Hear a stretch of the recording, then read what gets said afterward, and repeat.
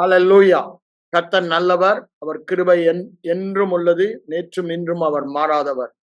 மற்றும் ஒரு எபேசிய நிருபத்தின் வேத பாட ஆராய்ச்சி மூலமாக பரலோக வாழ்வை பூமியில் வாழ வேண்டும் என்று அவளோடு வந்திருக்கிற உங்கள் ஒவ்வொருவரையும் ஆண்டவராய் இயேசு கிறிஸ்துவின் நாமத்தினாலே நீங்கள் அந்த வாழ்வை வாழ பரிபூர்ண சமாதானம் உங்களுக்கு உண்டாவதாக என்று வாழ்த்தி வரவேற்கிறேன்.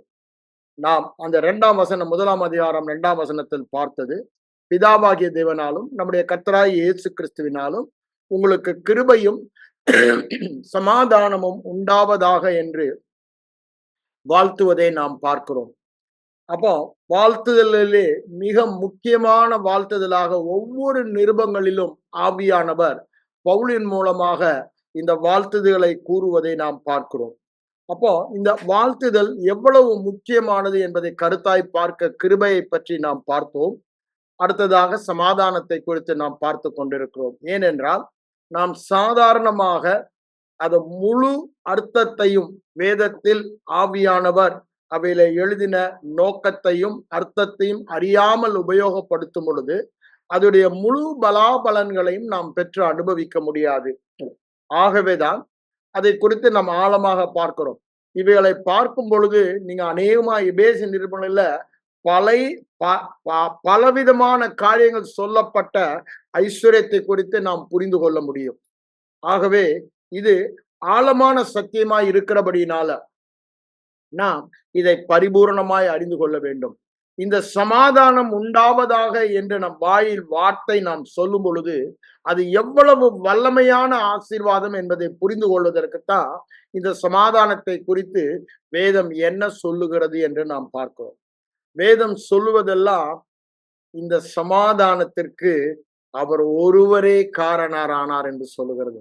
நான் ஏற்கனவே சமாதானம் என்று சொல்லும் பொழுது தேவனோடு ராசி ஆயிட்டோம், ஒப்புரவு ஆகிட்டோம், அதை மட்டும் குறிக்கவில்லை, ரெண்டையும் குறிக்கிறது. ஆவிக்குரிய ரீதியிலே தேவனோடு ஒப்புரவாகி சமாதானமாக்கப்பட்டோம், சரீர ரீதியிலே நிலையான நிறைவான வாழ்வு பெற்றோம். இந்த நிலையான நிறைவாழ்வு நான் சொல்ற காரணம் என்னன்னா, இந்த கத்தோலிக்க பைபிள் எல்லாம் இந்த சமாதானத்துக்கு அதுதான் சொல்றாங்க. உனக்கு நலம் நல்குவாராக, யார கிதியோனிட்ட சமாதானம் என்று சொல்லும் பொழுது அங்கு சொல்லப்பட்ட வார்த்தை என்ன போட்டிருக்கு, உனக்கு நலம் நல்குவாராக. அது மற்ற இடங்கள்ல பார்த்தோன்னா நிறைவான நல்வாழ்வு உங்களுக்கு உண்டாவதாக. இந்த நிறைவான நல்வாழ்வை நமக்கு தருவதற்காக அவர் என்ன செய்தாராம், சிலுவைக்கு சென்றார் என்று வேதம் சொல்லுகிறது. அதுதான் நான் அந்த வார்த்தை உபயோகம். நாம் சமாதானம் சமாதானம் போது என்ன நினைச்சிடறோம், ஆவிக்குரிய மண்டலத்திலே நடந்த ஒரு காரியத்தை மாத்திரம் நினைக்கிறோம். இது ஆவிக்குரிய மண்டலத்திலே கரெக்ட், அதுதான் பிரதானம். அதனுடைய விளைவுதான் சரீர மண்டலத்திலே உண்டான விளைவு. ஆவிக்குரிய மண்டலத்திலே வேதம் சொல்லுகிறது போல அவர் குற்ற நிவாரண பலியாக ஒப்பு கொடுக்கப்பட்டார். அப்படிதானே? குற்ற நிவாரண பலி என்று ஏசாயா 53:6 வசனத்தில் சொல்லும் பொழுது அது எதை குறிக்கிறது? அந்த குற்ற நிவாரண பலியாக அங்க ஒப்பு கொடுக்கப்பட்டது நம்முடைய பாவங்களையும் பாவங்களுக்கான தண்டனையும் என்ற எபிரேய பதம் ஏவான் AVON என்ற பதம் உபயோகம். அதாவது பாவத்தின் தீமையின் விளைவுகளையும் அவர் ஏற்றுக்கொண்டார், அதற்கு பலியாக ஒப்பு கொடுக்கப்பட்டார் என்று வேதம் சொல்லுகிறது. நான் ஏன் இதை திரும்பவும் சொல்லுகிறேன் என்றால், நம் மனம் மறுரூபமாக வேண்டிய பிரதான சத்தியம் சிலுவையில் நடந்த பரிமாற்றம், the substitution, the exchange. என்ன பரிமாற்றம் சிலுவையில் நடந்தது? சிலுவையில் நடந்த பரிமாற்றம் நாம் பார்க்கும் பொழுது அதன் மூலமாக தான் எல்லாவற்றிலும் நிறைவான நல்வாழ்வு வாழ்கிற ஒரு இடத்திற்கு நாம் வந்துவிட்டோம். இந்த நிறைவான நல்வாழ்வு நமக்கு இந்த பூலோகத்திலே நாம் அனுபவிப்பதற்குத்தான் அவர் சிலுவைக்கு சென்றார். நாம் செய்த எந்த ஒரு காரியமும் இந்த நிறைவான நல்வாழ்வை நமக்கு தரவில்லை. இது நல்ல ஆழமா இருதயத்துல திரும்ப திரும்ப சொல்லுங்க. நான் செய்த எந்த காரியமும் இந்த பரிபூரண சம்பூரண நிறைவான நல்வாழ்வை எனக்கு தரவில்லை. இயேசு செய்த ஒரே பலி, அவர் குற்ற நிவாரண பலியாக ஒப்பு கொடுக்கப்பட்டார், கிருபாதார பலியாக ஒப்பு கொடுக்கப்பட்டார். அந்த ஒரே காரணத்தின் நிமித்தம் பிதாவோடு சமாதானம் பெற்று நிறைவான நல்வாழ்வு, பரிபூரண சம்பூரண வாழ்வு நாம் பெற்றுள்ளோம். அததான் அவர் என்ன சொல்றாரு, எபேசியர் 2:10 நாம் அவருடைய கரத்தின் செய்கையாயிருக்கிறோம். அப்படின்னா என்னங்க?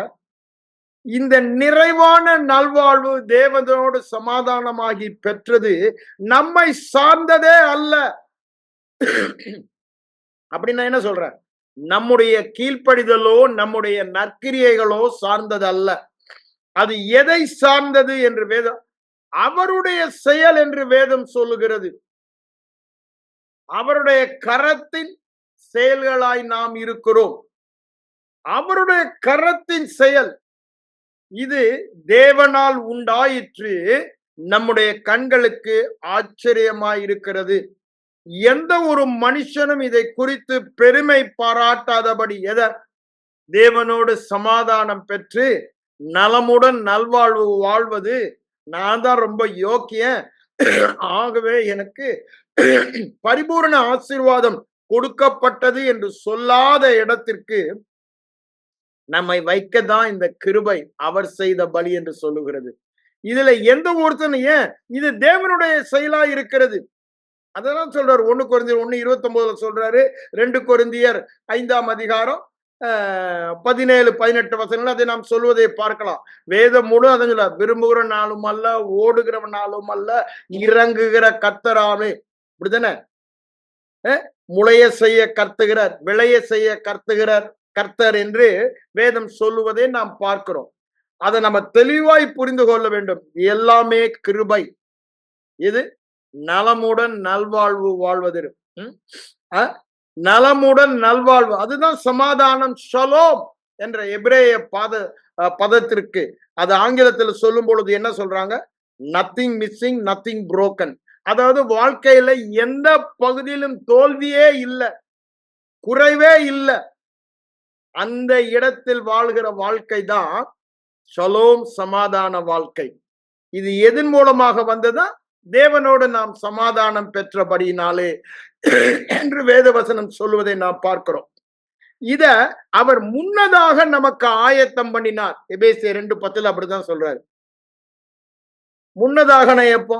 உலக தோற்றத்திற்கு முன்பே வேதவசனம் சொல்லுகிறது. அடிக்கப்பட்ட ஆட்டுக்குட்டியானவருடைய அந்த ஒரே பலியினால முன்னதாக இந்த ஒரு நல்லதொரு நலமுடன் வாழ்கிற வாழ்க்கையை அவர் நமக்கு ஆயத்தம் பண்ணிவிட்டார்.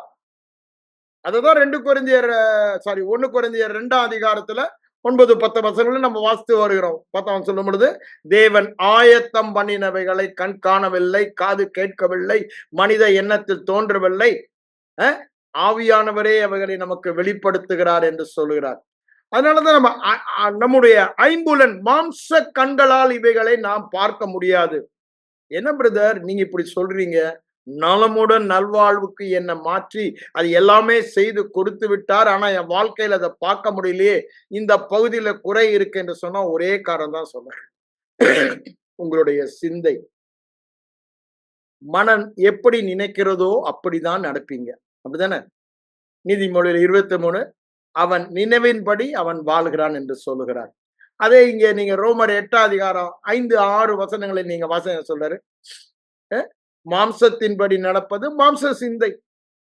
அப்போ உங்க வாழ்க்கையில இந்த நலமுடன் நல்ல வாழ்க்கை காணப்பட வேண்டுமானால் ஆவியின்படி நடப்பது என்று சொல்லுகிறார். விசுவாசத்தின்படி நடப்பது, கிருபையின்படி நடப்பது. அப்போ மாம்ச சிந்தை தேவனுக்கு விரோதமான பகை. நாம் தரிசித்து நடப்பவர்கள் அல்ல, அவருக்கு பிரியமாக விசுவாசித்து நடப்பவர்கள். என்ன? ஆவியிலே நாம் எப்படி இருக்கிறோம்? எல்லாவற்றிலும் நிறைவுள்ளவர்களாய் இருக்கிறோம். சகல பரிபூர்ணமும் அவருக்குள் வாசமாயிருக்கிறது. அவருக்குள் நாம் பரிபூர்ணமாயிருக்கிறோம். எப்படி பரிபூர்ணமானோம்? அது அவருடைய செய்கை. அவர் முன்னதாக ஆயத்தம் பண்ணிவிட்டார். நான் எல்லாவற்றிலும் தோல்வியே இல்லாமல் பரிபூரணம் என்ற சம்பூரணத்தில் வாழ அவர் ஏற்கனவே ஆயத்தம் படுத்தி விட்டார். அததான் அங்க சொல்றார் எபேசியர் 2:10. அங்கே என்னுடைய வேலை ஒன்றுமே இல்லை, அவருடைய செய்கையாய் இருக்கிறோம். முன்னதாக அதாவது என்ன சொல்ற பாருங்க, சகலவித நற்கிரியைகளை செய்யும்படி, நல்லதொரு வாழ்க்கை வாழும்படி. அதாவது என் தேவைகள் மட்டும் சந்திக்கிற இடம் அல்ல, என் தேவைக்கு மிஞ்சி தேவன் எனக்கு கொடுக்கிறபடினாலே நான் நற்கிரியைகள் செய்து வாழும்படி, மற்றவர்களுக்கு உதவும்படி ஏராளம் தாராளமுடைய இருக்கிற இடம் தான் பரிபூரணம் சலோம். அதை அவர் முன்னதாக ஆயத்தம் பண்ணிவிட்டார். அததான் 2 கொரிந்தியர் 9:8 என்ன சொல்றாரு?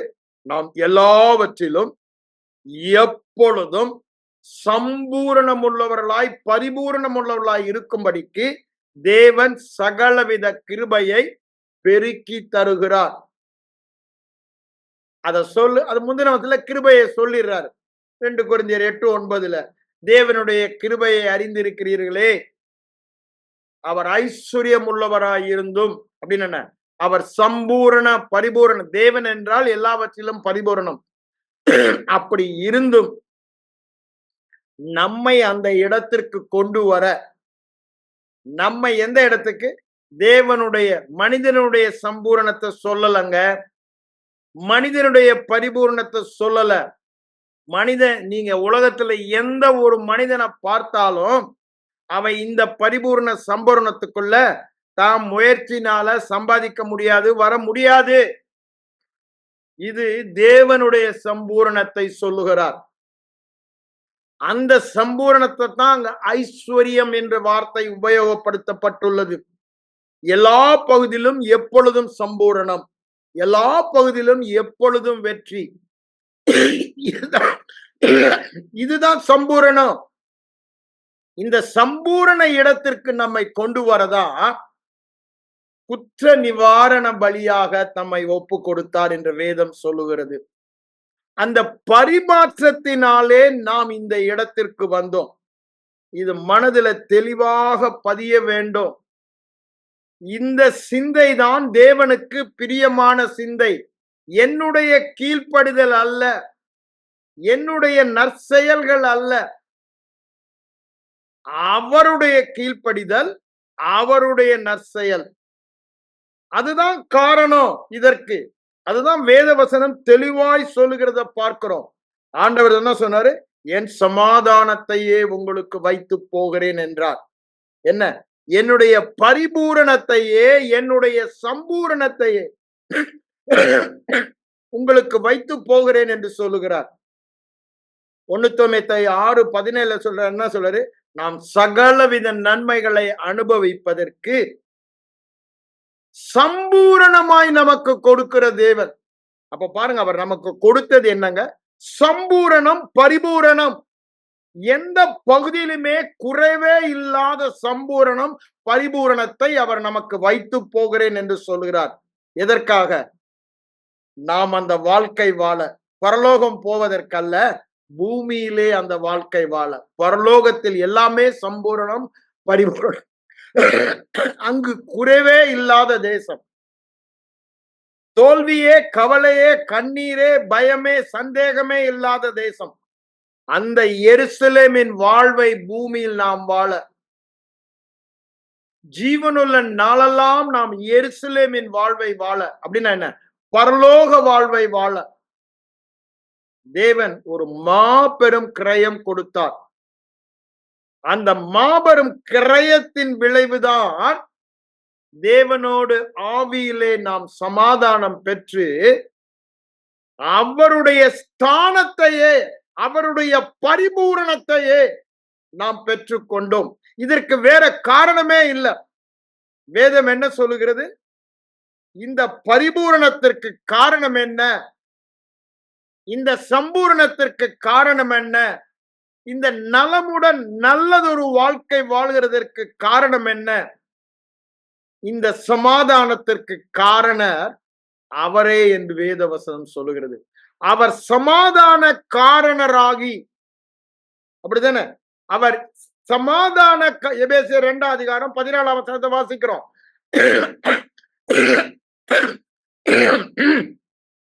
அவர் சமாதான காரணராகி, அவர் சமாதான காரணராகி, அவர் சமாதான காரணராகி,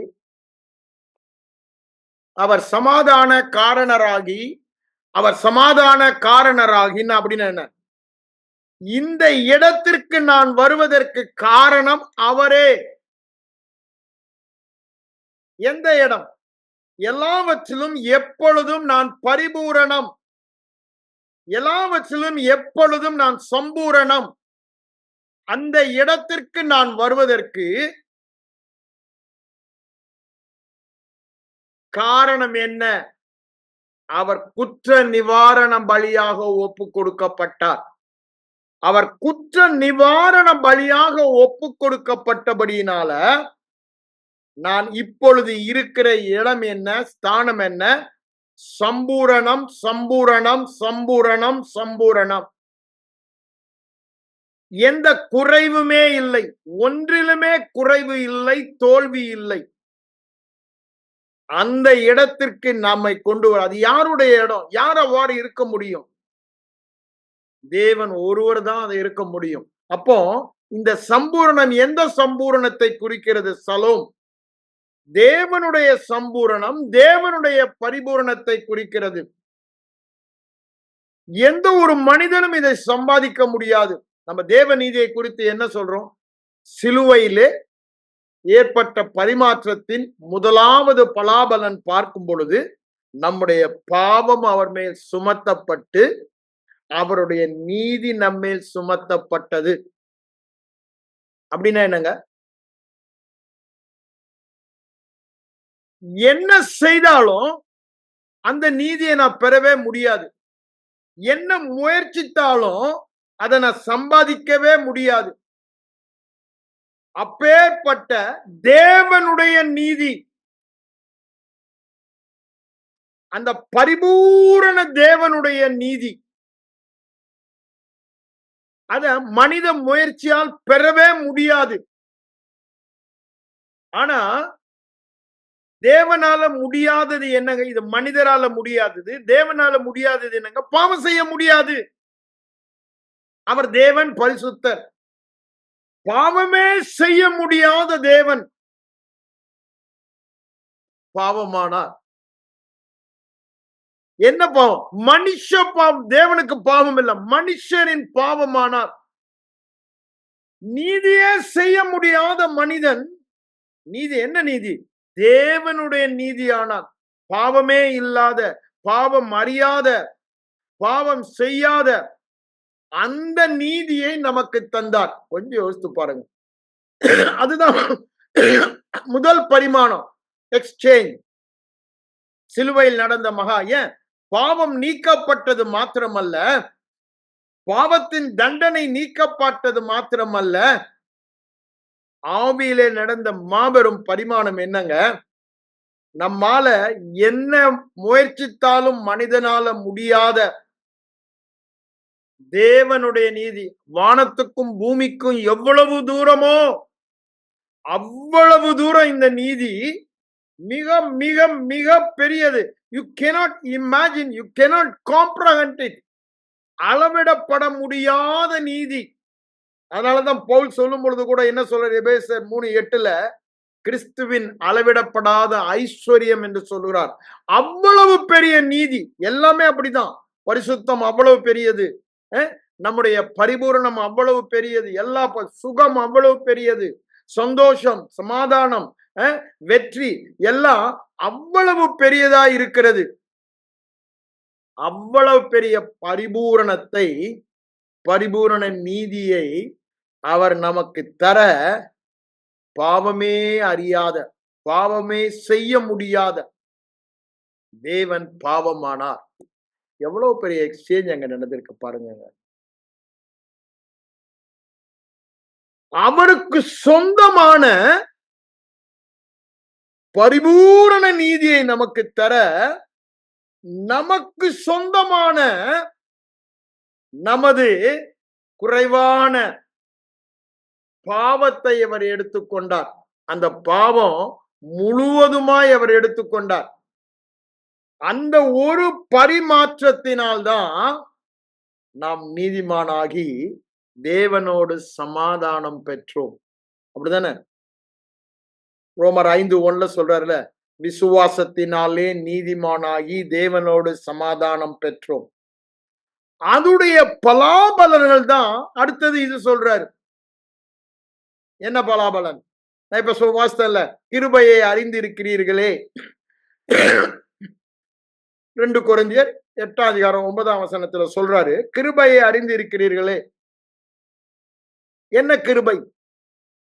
பாவமே அறியாதவர் பாவமானபடினால என்னை தேவன் நீதியாக்கினார். நீதியே செய்யாத என்னை நீதியாக்கினார். அத மாதிரி இங்க என்ன சொல்றாரு?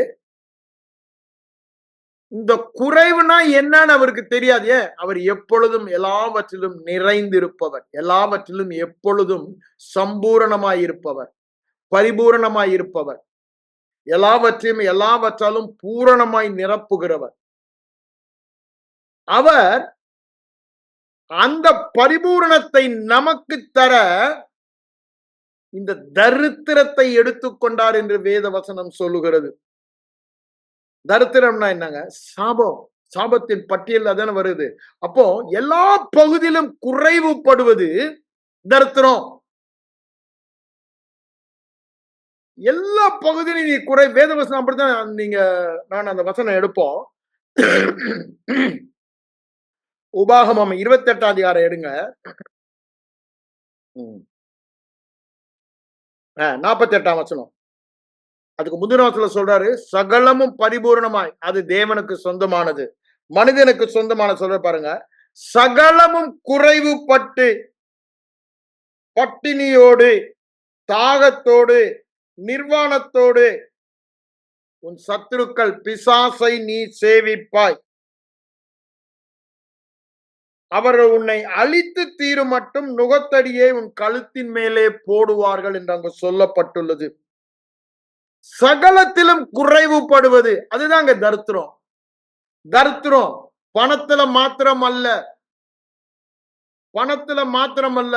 நீதியில தரித்திரம் இருக்கலாம், சுகத்துல தரித்திரம் இருக்கலாம், சந்தோஷத்துல தரித்திரம் இருக்கலாம், சமாதானத்துல தரித்திரம் இருக்கலாம், அப்படிதானே? கொடுப்பதுல தரித்திரம் இருக்கலாம். எல்லா பகுதியிலும் தரித்திரம் இருக்க முடியும். அததான் இங்க சொல்றாரு, சகலவற்றிலும், அப்படிதானே? குறைவுபட்டு. அந்த தரித்திரம் யாரு? மனிதனுக்குரியது, மனிதனுக்கு சொந்தமானது. அத சகலத்திலும் பரிபூர்ணம் உள்ள தேவன் எடுத்துக்கொண்டு அந்த சகல பரிபூரணத்தையும் நமக்கு தந்தாரே, அததான் ஷாலோம் என்று சொல்லுகிறோம். தேவனோடு சமாதானம் பெற்றதை மாத்திரமல்ல, சகல பரிபூரணத்தையும் நாம் பெற்றோமே, அதைதான் ஷாலோம் என்று சொல்லுகிறோம். நான் ஏற்கனவே உங்களுக்கு சொன்னா தெரியல, உன்னத பாட்டுக்கு வாங்க. உன்னத பாட்டுல அது நாம் இப்பொழுது எப்படி இருக்கிறோம் என்றதான் அங்க சாலமோன் அங்க மணவாட்டியை பார்த்து சொல்லுவதை நாம் பார்க்கிறோம். ஏன்? இந்த ஒரே பலியினாலே என்றென்றுமாய் பூரணப்படுத்தி விட்டார். எபிரேயர் 10:14 என்ன சொல்லுது பாருங்க. ஒரே பலியினாலே, இயேசு கிறிஸ்துவின் ரத்தம் கிருபாதார பலியாக, குற்ற நிவாரண பலியாக, தகன பலியாக செலுத்தப்பட்டபடியால் என்றென்றுமாய் நம்மை பூரணப்படுத்தி விட்டார் என்று சொல்கிறார். அதுதான் அங்க எபிரேயர் 10 இதோ உம்முடைய சித்தத்தின்படி செய்ய வருகிறேன் என்று நீர் பலியையும் காணிக்கையும் விரும்பவில்லை என்று தன்னுடைய சரீரத்தையே ஒப்பு கொடுக்கிறதை நாம் பார்க்கிறோம். அவர் மரண பரியந்தம் கீழ்ப்படிந்தவரானார். ஒண்ணுல கூட எக்ஸப்ஷனே இல்லை. பரிபூர்ண, அந்த பரிபூர்ண கீழ்ப்படுதலை நமக்கு தர நம்முடைய பரிபூர்ண கீழ்ப்படியாமை, முரட்டாட்டம், துரோகம், அக்கிரமம் எல்லாவற்றையும் அவர் ஏற்றுக்கொண்டார். அதனாலதான் சொல்றாரு, ஒரே பலியினாலே என்றென்றுமாய் நம்மை பாருங்க 2 வார்த்தை, என்றென்றும் பூரணம், என்றென்றும் பூரணம். 2 வெரி ஸ்ட்ராங் வேர்ட்ஸ். ஒரு நாள் 2 நாள் இல்ல, என்னைக்கு விசுவாசித்தமோ அந்த நாளில இருந்து பூரணம் பூரணம் பூரணம் தான் நம்ம வாழ்க்கை. அப்படிதானே? என்றென்றும் வெறும் இல்ல, பரிபூரணம், சம்பூரணம், அதை பரிபூரணம், சம்பூரணமா. He has made us perfect forever. நம்மை பூரணம், அவருடைய பூரணம், அப்படிதானே? அவருக்கு சொந்தமான பூரணத்தை நமக்கு தந்து நமக்கு சொந்தமான குறைவை அவர் எடுத்துக்கொண்டார். அப்படிதானே? குறைவு மனிதனுக்கு சொந்தமானது. ஏன்? பாவத்தின் விளைவு. ரோமர் 6 அதிகாரம் 23 வசனம் என்ன சொல்லுகிறது? பாவத்தின் சம்பளம் மரணம், பாவத்தின் விளைவு மரணம். அப்போ தேவாதி தேவன், தேவகுமாரன் என்ன பண்ணாரு? என் பாவத்தை எடுத்துக்கொள்ளும் பொழுது வெறும் பாவத்தை மாத்திரம் எடுத்துக்கொள்ளவில்லை, அதன் விளைவாகிய மரணத்தையும் எடுத்துக்கொண்டார். மரணம் என்னங்க? ஆவிக்குரிய அர்த்தம் எல்லாம், ஆவிக்குரிய விளைவு தேவனிடமிருந்து பிரிக்கப்பட்டார். நான் ஏற்கனவே மத்தேயு 26:44 நம்ம பார்த்தோம். தேவனிடத்திலிருந்து பிரிக்கப்பட்டார். அது மாத்திரம் அல்லவா, மரணம் என்பதுதான் குறைவு. மரணம் என்றால் எல்லா குறைவுகளும் மரணத்தில் அடங்கி இருக்கிறது. சரீர மரணம் அல்ல, வியாதியோடு இருப்பது மரணம். காசு இல்லாம பட்டினியா நிர்வாணமா சாப்பிடாம தாகாம, நான் உபவாசத்தை சொல்லல, காசு இல்லாம பணம் இல்லாம பட்டினி கிடக்கிறது, அப்படிதானே? கடன் வாங்குறது, கடன் செலுத்த முடியாம கடன்காரனு கண்டி ஓடுற அந்த தரித்திரத்தை, அந்த குறைவை சொல்லுகிற இவைகள் எல்லாம் மரணம். குடும்ப சமாதானம் இல்ல, செய்யற காரியத்துல வெற்றி இல்ல, காரிய சித்தி இல்ல, தேவனுக்கு மகிமையாக புகழ்ச்சியாக இல்ல. அதன் பெயர் என்னங்க? மரணம். அது எதனுடைய விளைவு? மனிதனுடைய பாவத்தின் விளைவு மரணம். அததான் இயேசு எடுத்துக்கொண்டார். அததான் இங்க பார்க்கிறோம் 2 கொரிந்தியர் 8:9. அந்த பாவத்தின் விளைவாகிய மரணமாகிய தரித்திரத்தை அவர் எடுத்துக்கொண்டார். பாவத்தின் விளைவாகிய மரணமாகிய வியாதியை அவர் எடுத்துக்கொண்டார். அங்க கலாத்தியர் 3:13 என்ன சொல்றாரு? இந்த பாவத்தின் சம்பளம் மரணம், இந்த மரணமாகிய சாபம். மரணம்னு அதுதான், சாபமும் அதுதான். அதை அவர் எடுத்துக்கொண்டார். அப்ப பாருங்க, இவைகள் எல்லாம் மரணத்தின் விளைவுகள். பாவம், அதோடைய விளைவுதான் மரணம், தேவனிலிருந்து பிரிக்கப்படுதல், தரித்திரம், எல்லாவற்றிலும் குறைவுபடுதல், சரீர சுகத்தில் குறைவுபடுதல், சந்தோஷம் சமாதானத்தில் குறைவுபடுதல், விருத்தியில் குறைவுபடுதல், காரிய சித்தியில் குறைவுபடுதல், இதெல்லாம் அதுடைய பாவத்தினுடைய விளைவு, தீய விளைவுகள். அந்த தீய விளைவுகளை அவர் எடுத்துக்கொண்டார். ஆனா நமக்கு என்ன செய்தாராம்? அங்க என்ன சொல்றாரு பாருங்க, பாவத்தின் சம்பளம் மரணம், கர்த்தராகிய இயேசு கிறிஸ்துவினால் வருகிறது நித்திய ஜீவன், இது தேவனுடைய ஈவு. இது தேவனுடைய ஈவு. அந்த வசனத்தை எடுங்க, கரெக்டா நம்ம அதுல ஒண்ணு மாறி ஹீறி படிக்க வேணாம், கரெக்டா பார்ப்போம். 6:23 எடுங்க.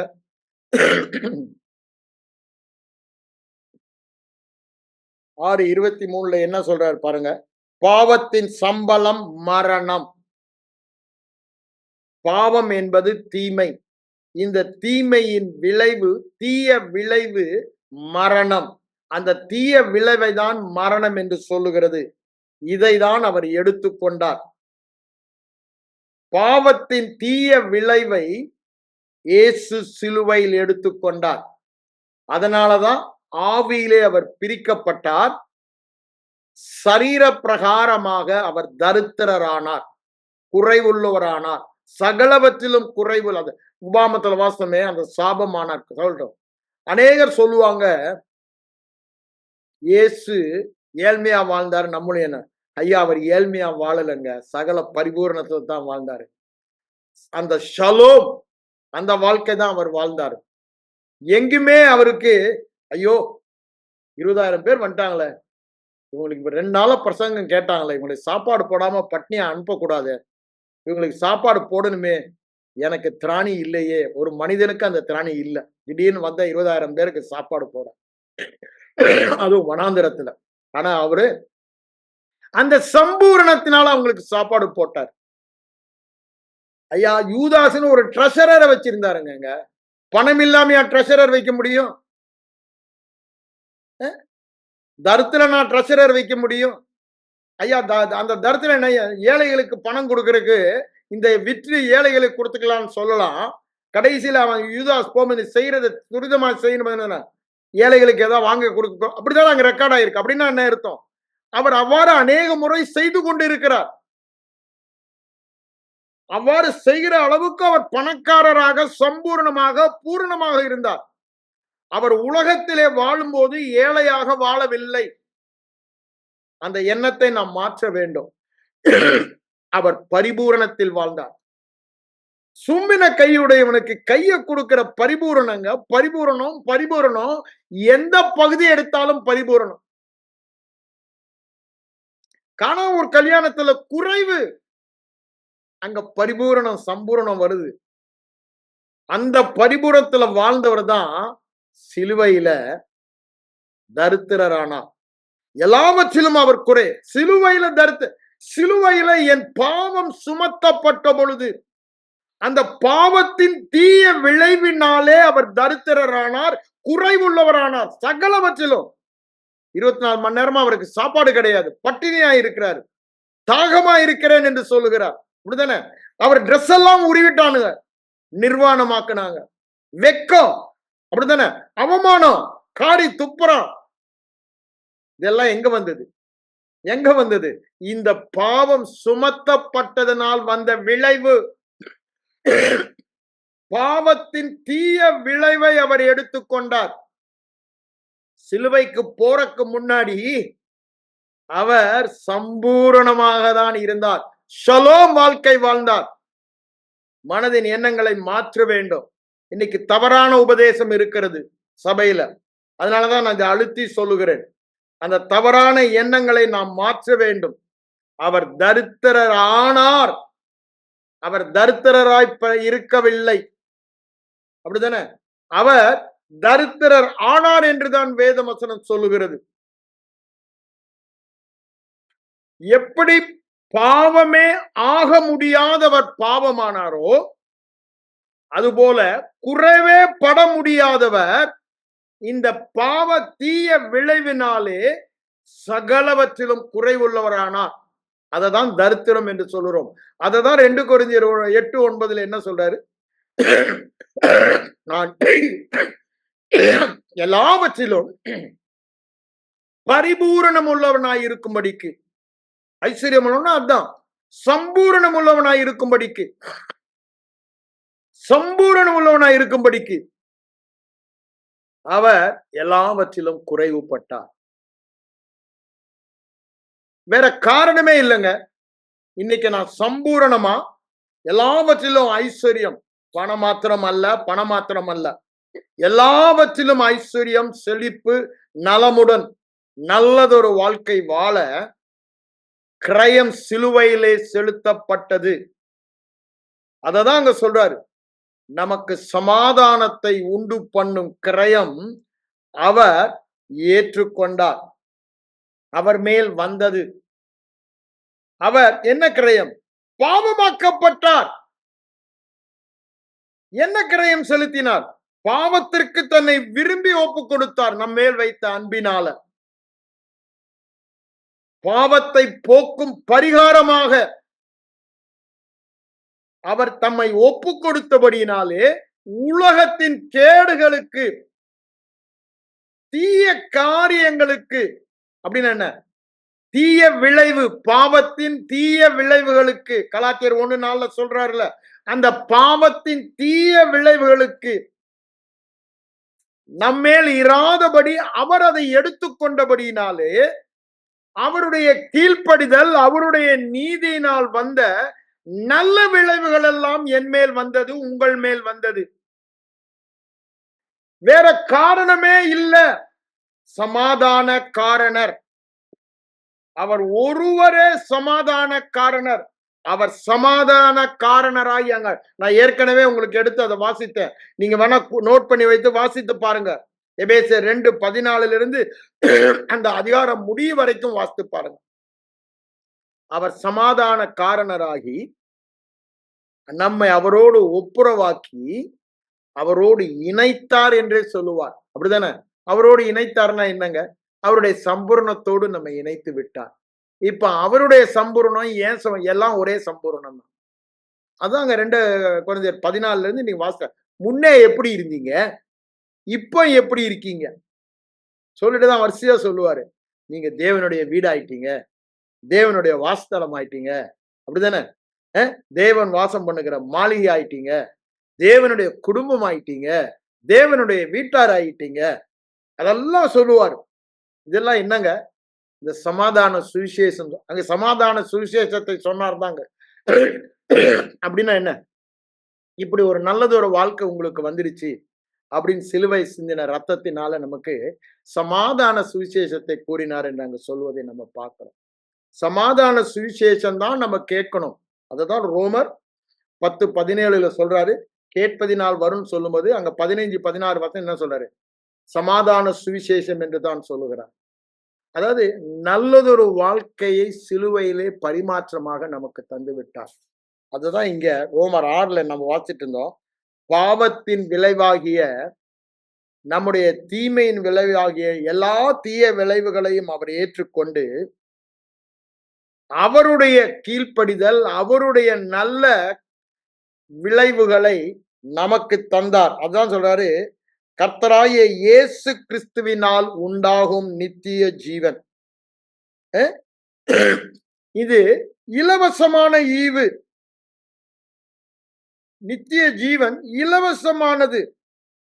இது நம்முடைய கிரியையில இயேசு கிறிஸ்துவினால் உண்டாகிற நித்திய ஜீவன். அப்போ நம்ம மனம் எப்பொழுதுமே இது, இந்த ஜீவன், மரணம் என்பது எல்லாவற்றிலும் குறைவு. எல்லாமே அடங்கி இருக்கு. இப்ப நான் அந்த ஒரு காரியத்துக்கு மட்டும் தான் போக்கஸ் பண்றேன். மரணம் என்பது எல்லாவற்றிலுமே குறைவு, பாவத்தின் தீய விளைவு.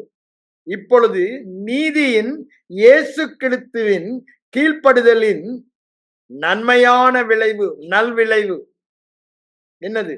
ஜீவன். ஜீவன் என்றால் என்ன? ஜஸ்ட் ஆப்போசிட் ஆஃப் மரணம். தேவனையும் என்னையும் பிரிக்கவே முடியாது. என்றென்றுமாய் நானும் அவரும் ஒன்றாய் இருக்கிறோம். நாசம் மோசங்களோ என்ன உலகத்தில் வந்தாலும் என்னை பிரிக்க முடியாது. நானும் தேவன். ஏன்? இது கிறிஸ்து, இயேசு கிறிஸ்துவின் செயல். அப்படித்தானே சொல்றாரு 6:23 பாருங்க. கர்த்தராகிய இயேசு கிறிஸ்துவினால், என்னுடைய செயல் அல்ல, அவர் சிலுவை செய்த செயல், கிருபை என்று சொல்லுகிறோமே, அந்த செயலால ஜீவன், தேவனோடு இணைக்கப்பட்டு விட்டேன். நானும் அவரும் இனி பிரியவே முடியாது, ஒன்றாகி சங்கமாகி விட்டோம். It's my union with Christ. அதை சொல்லுகிறார். இது ஈவு. அப்போ அதுடைய ஜீவன் என்றால் என்ன? அவரோடு இணைக்கப்பட்டு விட்டேன், அவரோடு ஒன்றாகி விட்டேன்.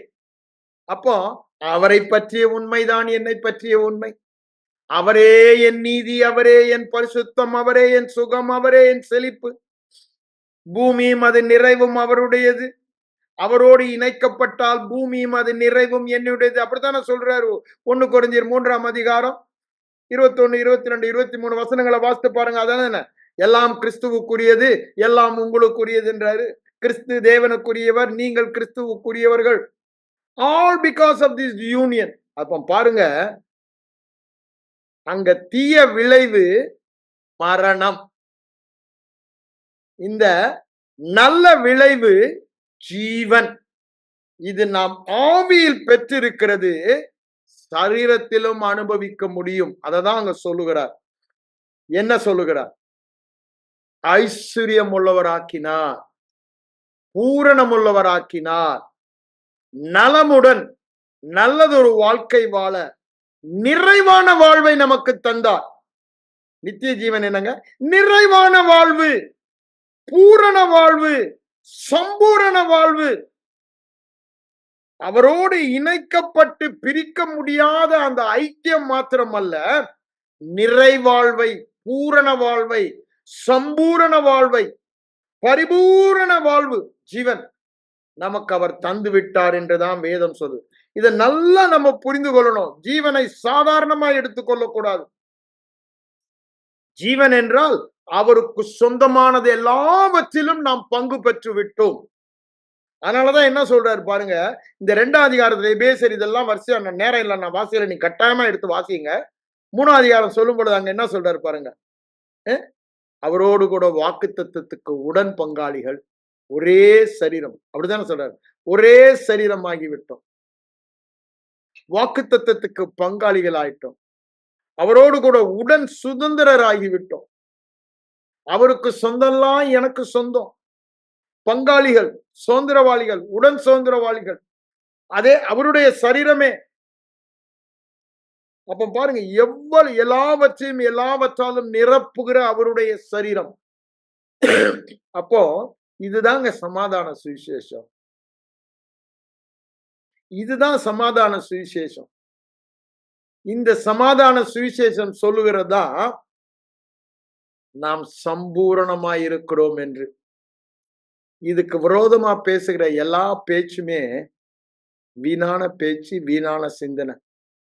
இந்த பேச்சை பேசி இந்த சிந்தையில வாழும் போதுதான் என்ன சொல்றாரு, ஆவியின் மடி நடக்கிறவர்களுக்கு, நான் சொன்ன ரோமர் 8ஆம் அதிகாரம் 5-6 வசனம் நீங்க வாசிக்கும் பொழுது, அது ஜீவனும் சமாதானமுமாம்.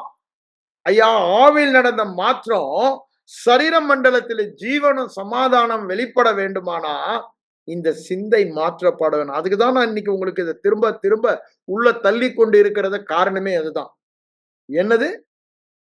ஜீவனும் சமாதானமுமா. ஜீவன் என்னங்க? அவருக்கு சொந்தமான பரிபூரணம் எனக்கு. சமாதானம் என்னங்க? அவருக்கு சொந்தமான பரிபூரணம் எனக்கு. அது எப்போங்க? இந்த சிந்தை. என்ன சிந்தை? சமாதானத்துக்கு, இந்த ஜீவனுக்கு காரணம் அவர் ஒருவரே. கர்த்தராகிய இயேசு கிறிஸ்துவினாலே ஜெயம் கொடுக்கிற தேவனுக்கு ஸ்தோத்திரம். எல்லா இடங்களிலும் எப்பொழுதும் எங்களை வெற்றி சிறக்க பண்ணி அவருடைய நாமத்தை வீச பண்ணுகிற, அவருடைய வாசனையை வீச பண்ணுகிற, அவருடைய வாசனையை வீச பண்ணதான் நம்மை தெரிந்து கொண்டார். நம்மை அவர் எவ்வாறு இது பண்றாரா? நம்முடைய வாசனை எப்படி இருக்கான்? சுகந்த வாசனையாக இரு. காரணம் என்ன? இயேசு சுகந்த வாசனை பலியாக தன்னை ஒப்பு கொடுத்தார். எபேசியர் 5ஆம் அதிகாரம் 2ஆம் வசனத்தில் அதை தெளிவாய் சொல்லுகிறார். சுகந்த வாசனை பலியாக ஒப்பு கொடுத்தார். என்ன வாசனை? சுகந்த வாசனை, ஸ்வீட் ஸ்மெல்லிங் அரோமா. அன்னைக்கு நம்ம அந்த ஸ்வீட் ஸ்மெல்லிங் அரோமா வீசுறோம்னா காரணம் என்னங்க? அவர் அங்கு அந்த தகன பலியாக தன்னை ஒப்பு கொடுத்தார். நீங்க ஆதியாகமம் 9ஆம் அதிகாரத்துல 21ஆம் வசனம் வந்தீங்கன்னா அங்க பார்க்கலாம். நோவா பேழையை விட்டு வெளியே வந்து எல்லாம் வந்ததும் முதல் செய்யறது ஒரு பலிபீடத்தை கட்டி தகன பலியிடுவோம். அங்கு தேவன் அந்த சுகந்த வாசனையை முகர்ந்து இனி சபிப்பதில்லை, அழிப்பதில்லை என்ற ஒரு உடன்படிக்கையை செய்தார் என்று பார்க்கிறோம். உடன்படிக்கையின் வாக்கை அங்கு நம்ம பார்க்கிறோம். காரணம் என்னங்க? அந்த பலியின் சுகந்த வாசனை அவர் முகர்ந்தார் என்று அங்க நம்ம வாசிக்கிறோம். அததான் இங்க சொல்றாரு ஏசாயா 54ஆம் அதிகாரத்துல. நான் உன்னத பாட்டுக்கு கடைசியில வரேன், திடீர்னு தாவிட்டு நினைக்காதீங்க. ஏசாயா 54ல என்ன சொல்றாரு பாருங்க, 9ஆம் வசனம். இந்த உடன்படிக்கை, புதிய உடன்படிக்கை.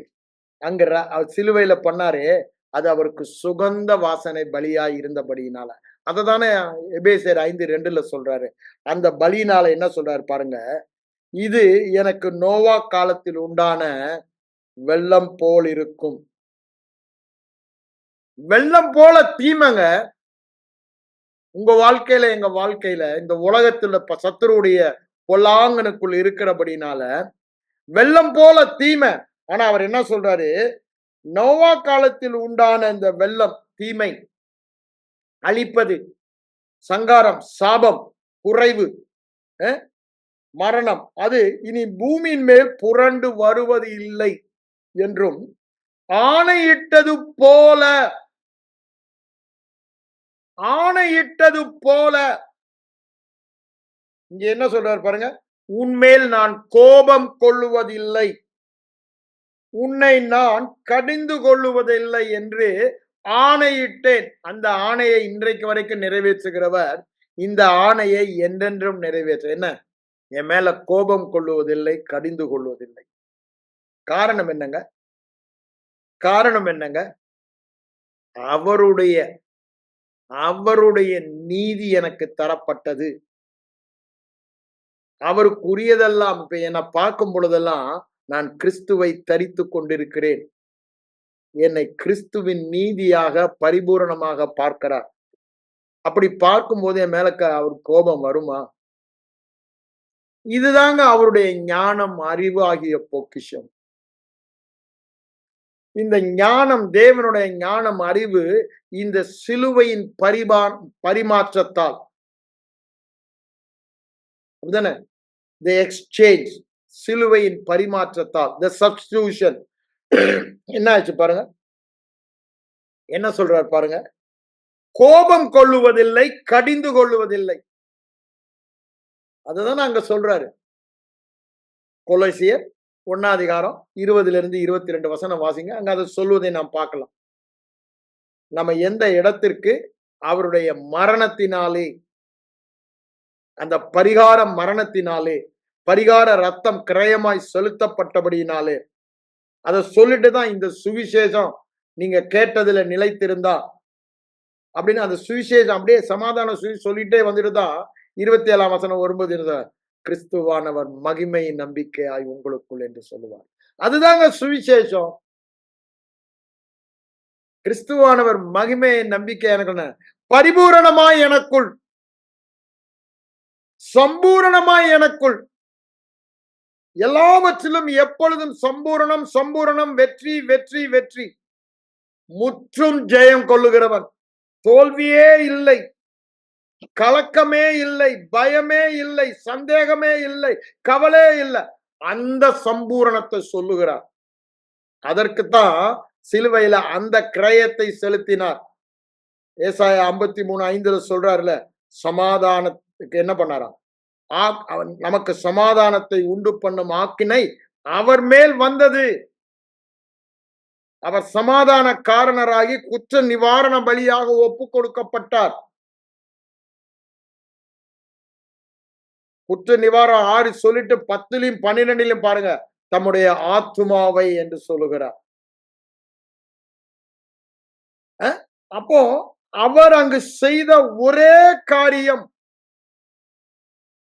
அந்த ஒரு காரியத்தினாலதான். அதனாலதான் நீங்க ரோமர் 5 ரொம்ப அழகா, ஒரு மனிதனுடைய கீழ்ப்படியாமை, ஒரு மனிதனுடைய கீழ்ப்படிதல், அதனுடைய விளைவு மரணம், இந்த கீழ்ப்படிதலின் விளைவு ஜீவன். இது அது அதுக்கு இதுக்கு மலைக்கும் ஏனிக்கு இல்லைங்க, வானத்துக்கும் பூமிக்கு எவ்வளவு தூரமோ அவ்வளவு பெரிது இந்த விளைவு என்று சொல்லுகிறார். அங்க அதிக நிச்சயம் சொல்லுகிறார். அதோடைய விளைவுதான் ஆளுகை செய்வது அதிக நிச்சயம் என்று சொல்லுகிறார். ஏன் இப்ப ஜீவன்க, ஜீவன்னா என்ன நான் சொன்னேன், பரிபூரணம், அப்ப என்ன பண்றோம்? குறைவை ஆளுகை செய்கிறோம், வியாதியை ஆளுகை செய்கிறோம், பிசாசுடைய எல்லா மரண கிரியைகளை நாம் ஆளுகை செய்கிறோம். அதனாலதான் ரோமர் 6:14 அது உங்களை மேற்கொள்வதில்லை. ஏன்? இப்ப புதிய உடன்படிக்கைக்கு கீழே வந்துட்டீங்க. எல்லாமே தேவை அந்த மனநிலை தான். நான் சொன்னல, ரோமர் 8:5-6 சொல்றாருல, மாம்ச சிந்தை மரணம், ஆவியின் சிந்தையோ ஜீவனும் சமாதானமுமாம். சிந்தை மாற்றம் இல்லை, இந்த வாழ்க்கை வாழ முடியாது. அந்த சிந்தை மாற்றத்துக்குத்தான் நம்ம இப்ப தியானிக்கிறோம். தியானிக்க தியானிக்க தியானிக்க, கேட்க கேட்க கேட்க, வாயில பேச பேச என் மனம் மாற்றப்படுகிறது, கேட்கிற உங்களுடைய மனம் மாற்றப்படுகிறது. நான் செய்யாத எந்த கிரியையினாலும் அல்லவே அல்ல, கர்த்தராகிய இயேசு கிறிஸ்துவின் கிரியையினாலே என்றென்றுமாய் நாம் பூரணப்படுத்தி விட்டோம், பூரணமாகி விட்டோம். அதுதான் இங்க சொல்றாரு. அது சொல்லிட்டு தான் என்ன சொல்றாரு பாருங்க. மலைகள் விலகினாலும் பர்வதங்கள் நிலை பெயர்ந்தாலும் என் கிருபை உன்னை விட்டு விலகாது. அப்படின்னா என்னங்க? நான் கிருபையாயிருந்து உன் பாவங்களை இனி நினையாதிருப்பேன். எவ்வளவு பேசு பாருங்க. ஏங்க என் பாவங்களை அவர் நினைக்கிறது இல்ல? நான் பாவம் செய்யாம இருக்கனாலயா? இல்லங்க, அவருடைய நீதி என் மேல் வந்தபடியினால என் பாவங்கள் எல்லாம் அவன் மேல சுமத்தப்பட்டு தண்டிக்கப்பட்டு தீர்ந்தது. இப்போ நான் இயேசுவை தைத்துக் கொண்டிருக்கிறேன், அதை என்னிலே பார்க்கிறார், ஆகவே அதை நினைப்பதில்லை. எல்லாமே காரணம் என்ன? ஒரே பலி. திரும்பவும் சொல்றேன், எல்லாமே ஏன் என் பாவங்கள் நினைக்கப்படுவதில்லை? ஒரே பலி, தகன பலியாக இயேசு ஒப்பு கொடுக்கப்பட்டார். அந்த சுகந்த வாசனை அவன் முகர்ந்தான். இப்போ அதை என்னிலே முகருகிறார். நான் இப்ப என்னை பார்க்கும் பொழுதெல்லாம் அவருக்கு சந்தோஷம்தான், மகிழ்ச்சி தான். ஏன்? இயேசுவை என்னில் பார்க்கிறார். அதுதான் சொல்றார். அதுதான் கிருபை. இந்த கிருபை விலகாமலும் என் சமாதானத்தின் உடன்படிக்கை நிலை பெயராமலும் இருக்கும் என்று உண்மையில் உருக. அடுத்த அதிகாரம் சொல்ற தாவீதுக்கு நிச்சயமான கிருபை என்று சொல்லுவார். சமாதானத்தின் உடன்படிக்கை என்ன உடன்படிக்கை? நலமுடன் நல்ல வாழ்வு வாழ்வதற்காக தேவன் செய்த ஒரு உடன்படிக்கை. இந்த உடன்படிக்கையின்படி இனி உன் பாவங்களை நினைவு கூறுவதில்லை. அப்படித்தானே? எபிரேயர் 8ஆம் அதிகாரத்துல 12ஆம் வசனத்திலும் அங்க 10ஆம் அதிகாரம் 16ஆம் வசனத்தில் அது சொல்லுவதை நாம் பார்க்கணும். ஏசாயா சொல்றாரு, 103ஆம் சங்கீதத்தில நம்ம அதை வாசிக்கிறோம். பாவங்களை அவர் நினைவுறுவதில்லைன்னு சங்கீதக்காரன் சொல்றான். அதுதான் ரோமர் 5ஆம் அதிகாரத்துல பவுலடிகளாரும் கோட் பண்றாங்க. திருப்பியும் 8ஆம் அதிகாரம் 1ஆம் வசனம் ரோமர்ல வந்தீங்கன்னா ஆக்கினை தீர்ப்பு இல்லை. இனி ஆக்கினை தீர்ப்பே இல்லைங்க. பாவமே இல்லைன்றாரு, பாவத்தை நினைவு கூறுவதில்லைன்றாரு, ஆக்கினை தீர்ப்பு இல்லைன்றாரு. ஆக்கினை தீர்ப்புனா தமிழ் கத்தோலிக்க தண்டனை தீர்ப்பு, தண்டனையே இல்லை என்று சொல்லுகிறார். தண்டனை தரும் நியாய தீர்ப்பே இல்லை என்று சொல்லுகிறார். அப்புறம் பாருங்க, வியாதியை ஏன் தழும்புகளால் குணமானீர்கள், வியாதியே இல்லை என்று சொல்லுகிறார். இனி இல்லை இல்லை இல்லை, அங்க ஒரு 2 எல்லை தான் வந்துச்சு நினைக்கிறேன். அப்படிதானே? சபிப்பதில்லை, சங்கரிப்பதில்லை. அந்த உடன்படிக்கையில இங்க எல்லாமே இல்லை ஆயிடுச்சு. என்ன? எந்த தீய விளைவும் எனக்கு இல்லை. ஏன்? தீமை செயலுக்கான தீய விளைவை அவர் ஏற்றுக்கொண்டார். அவர் மேல் சுமத்தப்பட்டு அதற்கு கிரயத்தை செலுத்தி மரித்து உயிரோடு எழுந்து விட்டார். இப்போ எனக்கு எந்த தீய விளைவுமே இல்லை, எந்த மரணமும் இல்லை, எந்த இருளும் இல்லை எனக்கு. அந்த இடத்திற்கு என்னை கொண்டு வரதான் அவர் சிலுவைக்கு சென்றார். இப்ப நல்லா யோசித்து பாருங்க. இங்க ஏதாவது என் கிரியை பற்றி சொல்லுகிறாரா? அந்த சமாதான உடன்படிக்கையை பற்றி தான் எசேக்கியேல் 34 ஏற்கனவே போன வாரம் கடைசியா உங்களுக்கு வாசித்து காண்பித்தேன். வரிசையா சொல்லி கொண்டு வருவார். இனி துஷ்டன் நம்ம வழியா கடந்தே வரமாட்டான். அவன் முழுவதுமாய் சங்கரிக்கப்பட்டான். தீய விளைவு நம்ம வாழ்க்கையில இல்லவே இல்லை. ஒரே வார்த்தையில அதான் சொல்றேன். ஏன்? அவருடைய நீதியின் நன்மையின் விளைவெல்லாம் என் மேல் வந்தது. இதற்காக என்னுடைய பாவத்தின் தீய விளைவெல்லாம் அவர் எடுத்துக்கொண்டார். இந்த பரிமாற்றம் நடந்து முடிந்தது சிலுவையில. அதனாலதான் ஆண்டவர் முடிந்தது என்றார். வெளிப்படுத்தின விஷயத்துல பிதாவானவரும் அது முடிந்தது என்று தான் சொல்லுகிறார். ஆவியானவரும் இதை குறித்து நமக்குள்ள முடிந்தது என்று சாட்சி கொடுக்கிறார். அது முடிந்த காரியம். தீய விளைவுக்கும் எனக்கும் சம்பந்தம் இல்லை. அதை அவர் எடுத்துக்கொண்டார். அதனால்தான் அந்த யவான் என்ற வார்த்தை நான் சொன்னேன். அதுல எல்லா பாவத்திற்கான தீமை என்ற வார்த்தை. அததான் இங்க ஏசாயா 53:6 உபயோகப்படுத்தப்பட்டுள்ளது. தீமைக்கான தண்டனை அல்லது அக்கிரமத்திற்கான புலம்பல் 4ஆம் அதிகாரத்துல வருதுல, அக்கிரமத்துக்கான அந்த வார்த்தை தான் ஏவான். அததான் அங்கு சொல்லப்பட்டுள்ளது. அப்ப பாருங்க, அதை முழுவதுமாய் அக்கிரமத்தின் விளைவு, பாவத்தின் விளைவு, என் தீமையின் விளைவு அவர் எடுத்துக்கொண்டபடியினாலே அவருடைய கீழ்ப்படிதலின், அவருடைய நன்மையான வாழ்க்கையின், அவருடைய நீதியின் விளைவை எனக்கு தந்து விட்டார். நல்லா யோசித்து பாருங்க. அந்த நீதியின் விளைவை பெற்றவர்கள் ஆளுகை செய்வது அதிக நிச்சயம். அதுதான் ஜீவன் என்று சொல்லுகிறார். அதுதான் இங்க சொல்லுகிறார். யோசித்து பாருங்க. இந்த உடன்படிக்கையே சமாதான உடன்படிக்கை. இந்த சுவிசேஷமே சமாதான சுவிசேஷம். இந்த வழியே சமாதானத்தின் வழி. இந்த வாழ்த்துதலே சமாதானத்தின் வாழ்த்துதல். அப்படிதானே? அப்போ இந்த சிந்தையின் விளைவும் சமாதானம். அப்படிதானே? ஆவியின் சிந்தை சமாதானமும் ஜீவனுமா, ஜீவனும் சமாதானமுமா. இதுதாங்க என் ரிசல்ட் இன் அவர் லைஃப். நம்முடைய வாழ்க்கையில இயேசுவை விசுவாசித்தனால பாவம் மன்னிக்கப்பட்டு பரலோகம் பாகிறது மாத்திரம் அல்ல, சிலுவையில் அவர் செய்த பரிகாரம் நீங்க ஒண்ணு ஒண்ணா பார்த்து கொண்டு போலாம். இன்னைக்கு நம்ம என்ன பார்த்தோம்? குறைவும் சம்பூர்ணம், ஷலோம மாத்திரம் தான் பார்க்கிறோம். இத பார்த்தனால இவ்வாறு நம்ம மாறிவிட்டோம். இப்போ தேவன் நம்மை எவ்வாறு பார்க்கிறார்? சம்பூரணம் உள்ளவர்களாய், பூரணம் இல்லா, ஒரு பாவமே செய்யாதவனாக, ஒரு தவறுமே செய்யாத நீதிமான. ஏன்? அது தேவனுடைய சொந்தமான நீதி எனக்கு கொடுத்துட்டார். எனக்கு சொந்தமானதல்ல. எனக்கு சொந்தமான பாவத்தை அவர் எடுத்துக்கொண்டு அவருக்கு சொந்தமான நீதி எனக்கு கொடுத்துட்டாரு. இப்ப என்னுடைய நீதி கிறிஸ்துவின் நீதி. அவருக்கு தகுதி எல்லா நன்மையும் பெறுவதற்கு அந்த தகுதியை எனக்கு கொடுத்துட்டாரு. அவருடைய கீழ்ப்படுதலை எனக்கு கொடுத்தனால எல்லா நன்மையும் பரிபூரணம் சம்பூரணம் உள்ளவனாய் வாழ்கிற வாழ்க்கை வாழ என்னை தகுதிப்படுத்தி விட்டார், கொடுத்து விட்டார். இந்த சிலுவையின் பரிமாணத்தை மாத்திரம் நம்ம மனதில மாற்றமாக மாறிட்டா வாழ்க்கை சாதாரண வாழ்க்கையா இருக்காது. தேவ சாயலை வெளிப்படுத்துவதாக தான். அதுதான் தேவனுடைய நோக்கம். அப்படித்தானே சொல்றாரு 2 கொரிந்தியர்ல நீங்க எபேசியர் 2ஆம் அதிகாரத்துல நீங்க பாத்தீங்கன்னா, அவருடைய அனந்த ஞானமானது சபையின் மூலமாக துரைத்தனங்களுக்கு, பிசாசுக்கும் உலக மக்களுக்கும் தெரியணும். அதே 1 பேதுரு 2ஆம் அதிகாரம் 9ஆம் வசனம் சொல்றாரு, அவருடைய புண்ணியங்களை நம்முடைய வாழ்க்கையில காண்பிக்கணும். அததான் பவுலடிகளாரை பற்றி சொல்லும் பொழுது 14ஆம் அதிகாரம் அப்போஸ்தலர் என்ன சொல்றாங்க?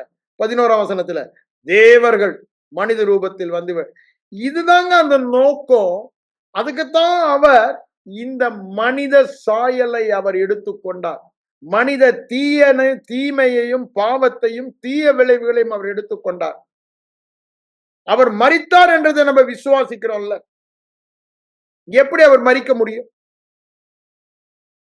அவர் மரித்து உயிரோடு எழுந்தார். அவர் எப்படி மரிக்க முடியும்? பாவம் சுமத்தப்பட்டபடியினால. நமக்கு இன்னைக்கு என்ன ஆச்சு? அவருடைய நீதி நமக்கு வந்தனால இந்த ஜீவனின் சமாதானம் நாம் பெற்றுக்கொண்டோம். வேற காரணமே இல்ல. ஆனா சபையில தெரிஞ்சோ தெரியாமலோ மனித கிரியை அங்கு இணைத்து விட்டார்கள். அது சுவிசேஷம் அல்ல. அது வேறொரு பவுல் ரொம்ப அழகா கலாத்தியில் அது சொல்லுவார். அது சுவிசேஷம் அல்ல. சுவிசேஷம் என்றால் என்னுடைய பரிபூரண ஆசீர்வாத வாழ்க்கைக்கு காரணம் இயேசு ஒருவரே. அவருடைய ஒரே பரிகார பலிதான், வேற காரணமே இல்லை. ஆனால் அதற்கு விரோதமா பேசுகிற எந்த காரியமும் நம்ம வாயில வரக்கூடாது. நான் செய்யாத நல்ல கிரியைகள் அல்ல, கெட்ட கிரியைகள் அல்ல. இயேசு கிறிஸ்துவின் கீழ்ப்படிதலினாலே அந்த நன்மையான விளைவுகள் எல்லாம் என்மேல் வந்தது. அதுதான் சிலுவையில் ஏற்படுத்தின பரிமாற்றம். அதன்படி நம்முடைய எண்ணங்கள் மாற்றப்பட வேண்டும். அந்த பரிமாற்றத்தில் நம்ம பார்க்கறதுனாலதான் நாம் முற்றும் ஜெயம் கொள்ளுறவர்களாய் இருக்கிறோம் என்று சொல்லுகிறார். நம்மை மகிமைப்படுத்தி விட்டார், நம்மை ஆக்கினைக்குள்ளாக தீர்க்கிறவன் யார் என்று சொல்லுகிறார். நமக்கு பயத்தின் ஆவி இல்ல, பயமே இல்லை என்று சொல்லுகிறார். அநேக காரியங்களை நீங்க சொல்லிக்கொண்டே போலாம். நமக்கு அவமானம் இல்ல, வெட்கம் இல்ல, டிசப்பாயின்மெண்ட் இல்ல. ஏன்? அதையெல்லாம் இயேசு சிலுவையில அவமானம், வெட்கம், டிசப்பாயின்மெண்ட் எல்லாம் அவர் எடுத்துக்கொண்டார். நமக்கு டிசப்பாயின்மெண்டே இல்ல. நாம் எதிர்பார்க்கிற நன்மையான காரியங்களை நாம் பெறுவது நிச்சயம். No disappointment. ஏன்? அதை அவர் எடுத்துக்கொண்டார். வெட்கம், அவமானம், நிந்தை, டிசப்பாயின்மெண்ட் எல்லாம் அவர் எடுத்துக்கொண்டார். எல்லா ஏமாற்றத்தையும் அவர் எடுத்துக்கொண்டார். நம்முடைய தீய விளைவுகளை அவர் எடுத்துக்கொண்டார். அதனாலதான் பாருங்க, நான் இத உங்களுக்கு காண்பித்து விட்டு முடிக்கலாம்னு நினைக்கிறேன். டைம் ஓடிடுச்சு. இப்பதான் டைம் பாக்குறேன். நீங்க உன்னத பாட்டுல நான் சொன்னேன், அதை அப்படியே உங்களுக்கு ஏற்கனவே வேற ஒரு பைக் ஸ்டடியில காமிச்சிருப்பேன். ஆனாலும் திரும்பவும் உங்களுக்கு நான் நினைப்பூட்ட விரும்புகிறேன். இங்க பாருங்க, என்ன சொல்லுறார் பாருங்க. 1ஆம் அதிகாரத்துல இருந்து வருகிறேன். ரூபவதியே என்று நம்மை ஆண்டவர் சொல்லுகிறார். எப்படிங்க நம்ம ரூபவதியானோம்? இயேசுனுடைய ரூபம் தான் நமக்கு. ஆகவே நாம் ரூபவதியானோம் என்று சொல்லுகிறார். அடுத்த வசனம் பாருங்க. என் பிரியமே, நம்மை பார்த்த ஆண்டவர் எப்பொழுதும் சொல்லுகிற வார்த்தை இதுதான். இந்த ஒரே பலியினாலே நான் ரூபவதியானேன் என்று சொல்லுகிறார். அவருடைய மனவாட்டியாக என்னை ரூபவதியாக பார்க்கிறார். பழுதே இல்லை, குறையே இல்லை, சம்பூர்ணமான பரிசுத்தம், மாசு இல்லை, குறைவு இல்லை, பழுது இல்லை, நோ ரிங்கிள்ஸ், கரை திரை முதலானவை யாவும் இல்லை. அந்த ரூபவதியாக நம்மை பார்க்கிறார். ஆகவே நம்மை பார்த்து பிரியமே என்று சொல்லுகிறார். அப்புறம் 15ஆம் வசனத்துக்கு வாங்க. அங்க என்ன சொல்றாரு பாருங்க. என் பிரியமே நீ ரூபவதி, நீ ரூபவதி. இதை நம்ம காதுல கேட்டுக்கிட்டே இருக்கணுங்க. அதனாலதான் நான் வாசிக்கிறேன். ஏன்? இப்படிதான் ஆண்டவர் நம்ம பார்த்து நம்மோட அன்பு செலுத்துகிறார். ஆண்டவருக்கும் நமக்கும் உள்ள உறவை தான் அலிகாரிக்கலா இங்க சொல்லப்பட்டுள்ளது. அப்படிதானே? நாம் அவரிடம் எவ்வாறு அன்பு கூறுகிறோம், அவருடைய அன்பிலே எப்படி நம்ம என்ஜாய் பண்ணுகிறோம் இங்க சொல்றாரு. என் பிரியமேன்னு சொல்றாரு. ஆண்டவருடைய வார்த்தை நம்ம செவியில துணிக்கும் பொழுது எவ்வளவு இன்பமா இருக்கு பாருங்க. நம்மை பார்த்து பிரியமே என்று சொல்லுகிறார். ஐயா, இந்த உலகம் மனிதனுக்கு பிரியம் இல்லைங்க. அகில உலகத்தையும் உண்டாக்கின தேவன் என்னை பார்த்து உன்மேல் கோபம் கொள்வதில்லை, உன்னை கடிந்து கொள்வதில்லை, நீ எனக்கு ரொம்ப பிரியம் என்று சொல்லுகிறார். அதை சொல்லிட்டு என்ன சொல்றாரு? நீ ரூபவதி, ரூபவதி, நீ ரூபவதி என்று சொல்லுகிறார். எல்லாவற்றிலும் நீ பரிபூர்ணம் உள்ளவர் என்று சொல்லுகிறார். அத பாருங்க. 8ஆம் வசனத்துக்கு வாருங்க. அங்க என்ன சொல்றாரு பாருங்க. 10ஆம் வசனத்துல பாருங்க. என் பிரியமே, என் ரூபவதியே. திரும்ப திரும்ப இந்த புத்தகம் ஃபுல்லா பார்க்கலாம். பிரியமே, ரூபவதியே. ஆண்டவருடைய சத்தம் நம்ம காதுல எப்பவுமே துணித்துக்கும். நான் சொன்ன நீதிமொழிகள் 8ஆம் அதிகாரத்துல நித்தம் அவருடைய செல்ல பிள்ளையா இருந்தேன்றார். அவரை விட அந்த இடத்துக்கு நம்ம கொண்டு வந்துட்டோம். நித்தம் அவருடைய செல்ல பிள்ளை, நாம் நித்தம் அவருடைய மனமகிழ்ச்சியா இருந்தேன்றாரு. அந்த இடத்துக்கு நம்ம கொண்டு வந்துட்டோம். ஏன்? அவர் சிலுவையில் சிந்தின பரிகாரத்தினால அந்த நன்மையான விளைவுகள் எல்லாம் நம்ம மேல வந்தது. இதை நம்ம சம்பாதிக்கவே முடியாது. இது நமக்கு சொந்தமானது அல்ல, அவருக்கு சொந்தமானது. அதை நமக்கு கொடுத்துட்டாரு அவர். இது இயேசு கிறிஸ்துவினால் நமக்கு வந்த பாக்கியம், அவருடைய பரிகார பரணத்தினால் வந்த பாக்கியம். ஆண்டவருக்கு நான் பிரியம், அவருக்கு அழகே நாதான், எனக்கு அழகே அவர்தான். அப்படித்தானே? நாம் அவரை பார்த்து என் அழகேன்னு பாடலாம். ஆனா அவர் நம்ம பார்த்து பாடுற பாடல் என்ன? என் அழகே, என் பிரியமே, என் ரூபவதியே என்றார். 13ஆம் வசனத்துல பாருங்க என்ன சொல்றாரு பாருங்க.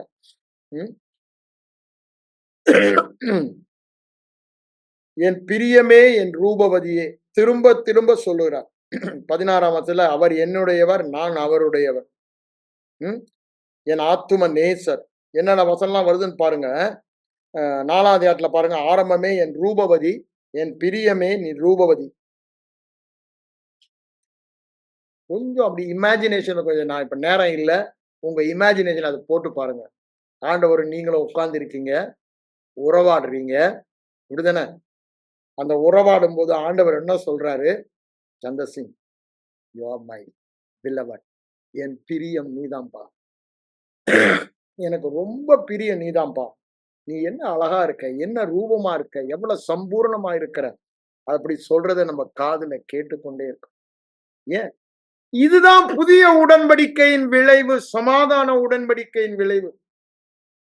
ஆனா சபையில நமக்கு தெரியாம கோபம் கொள்றாரு, கடிந்து கொள்றாரு, பாவத்தை உணர்த்துகிறாரு, அப்படி இப்படின்னு என்னென்னமோ சொல்லிட்டாங்க.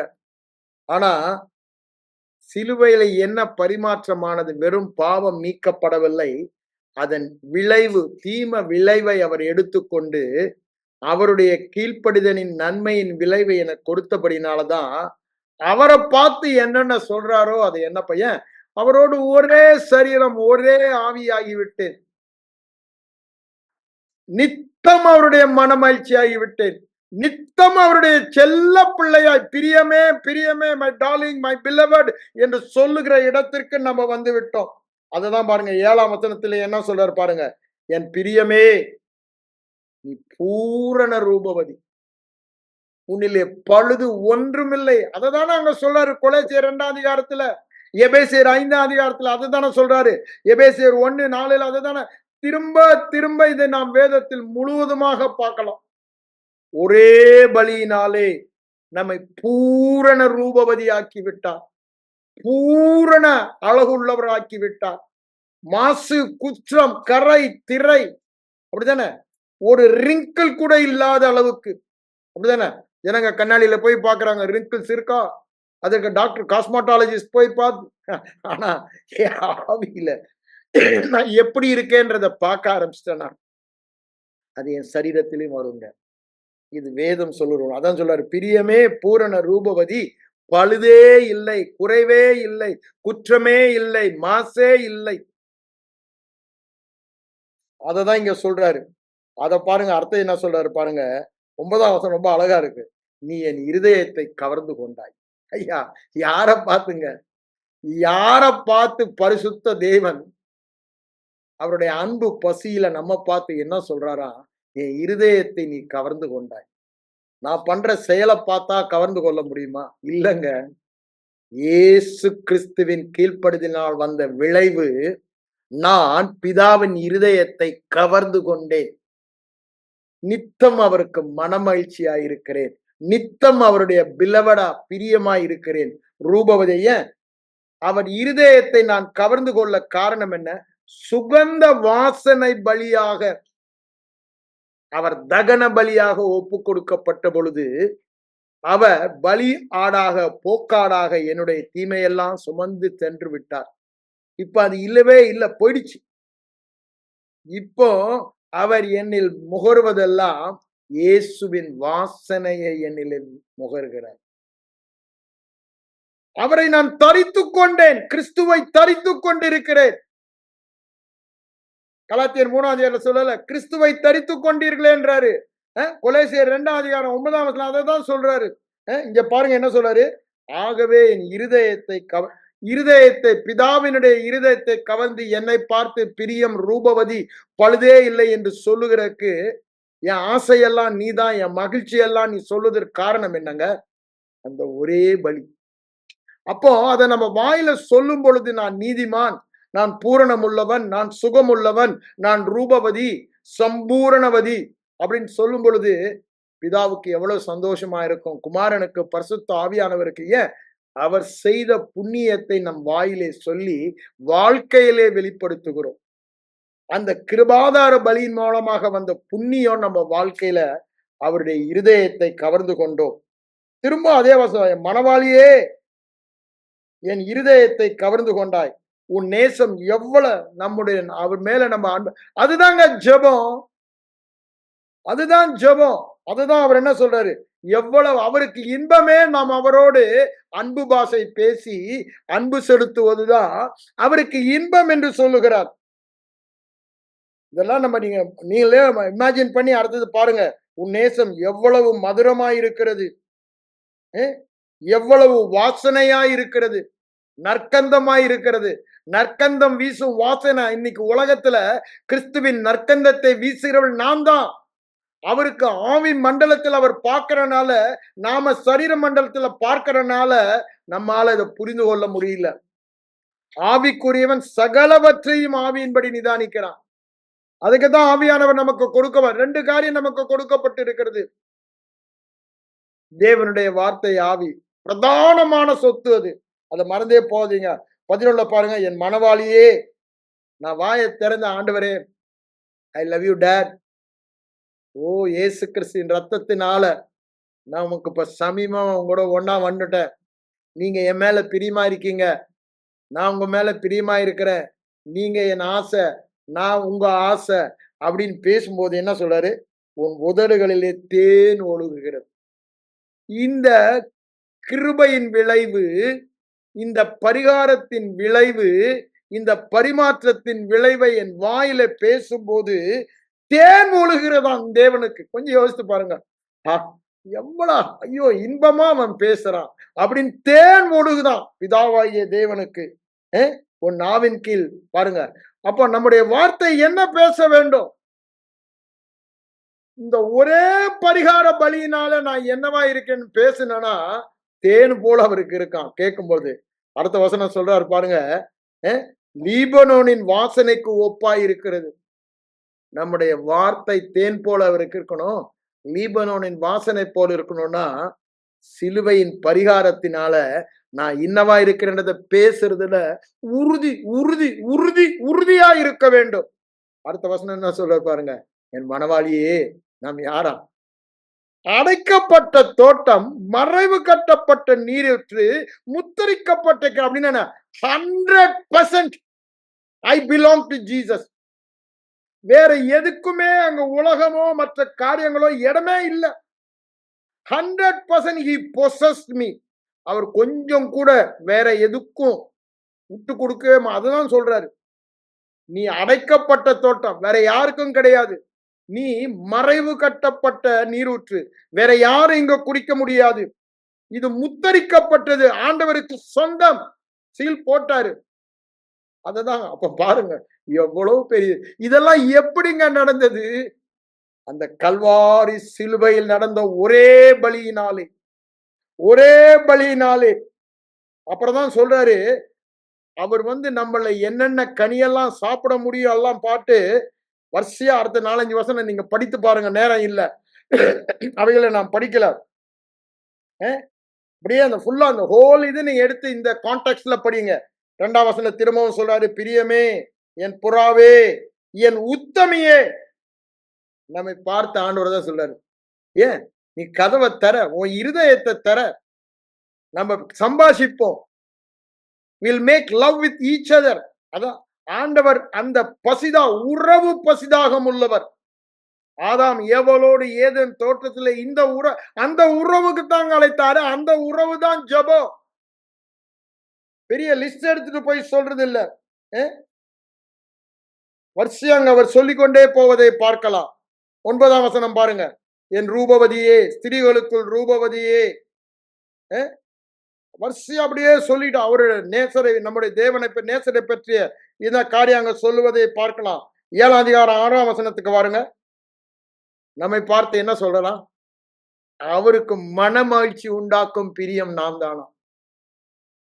ஐயோ எனக்கு இவன் பெரிய ஹெடேக்கா இருக்கானே. அப்படி இல்லைங்க, அப்படி இல்லை.